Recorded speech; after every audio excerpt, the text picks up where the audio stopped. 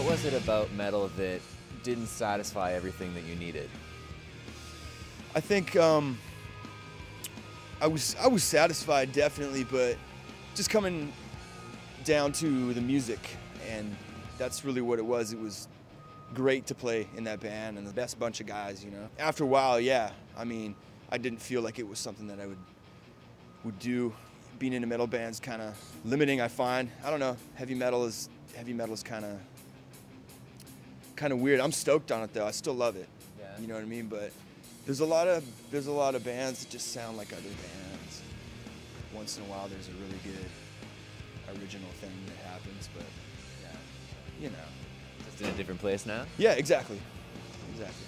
It was the style of music that you guys play now that really is also what brought you together before having a band, isn't it? Yeah, man, we love that old stuff, man. Same with 3 Inches, we were into old metal, and now we're kind of going back another 10 years into the very beginnings of it in the 1970s. Kind of the proto metal stuff was a big influence. What do you guys think it is about that 70s style of rock that comes across so sincere? I think maybe it has a lot to do with technology. I mean, you had to be a better player back then. You know what I mean? You couldn't really just punch in on Pro Tools. You know, everything was taped, you know?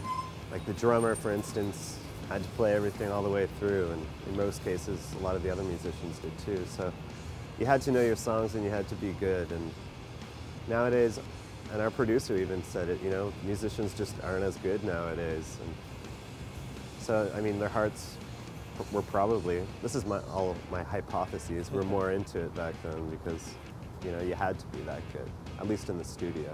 Is it as difficult to drum and sing at the same time as it looks like it would be? It was hard when I started, you know, but practice. You got to be at it for a couple years. You got to take it really seriously and practice. Does it change the way that you write a song? Yeah, I mean, we all are new at singing too, so I mean, now there's opportunity for, you know, vocal harmonies, and definitely changed our writing style and changed how we sound. And talk to me about the song White Witch Woman Blues. This is a track that, I mean, not that I want to avoid it, but you can avoid it because it's being played everywhere right now. That's about a lady that we know who's a white witch. She's a good witch, but she's a witch nonetheless. And I don't know, there's really no blues associated with her, but it's just kind of a good song title, I guess, you know. But song about a lady, pretty much. What does she think of the song? I don't know. I'm not so sure that she knows it's about her. Maybe, yeah. I don't even think she does. So she would love it though if she heard it. I'm really? sure. I hope so. Let's email it to her. Who is her? What's her name? Please pardon this interruption. Corey and I were just editing this piece. Corey, say hi. I just realized that I said, "Who is her?" "Who is her?" is very, very poor English. I apologize for being such an idiot, and I promise I will do my best never to say something so dumb again. Back to the interview. I wouldn't want to mention her name just because it'd be kind of cruel, maybe, but she's in a band in Vancouver, and we're just kind of, you know, friends through the music scene, so. But yeah, we partied with her, and these are important things to us, you know, partying, I guess.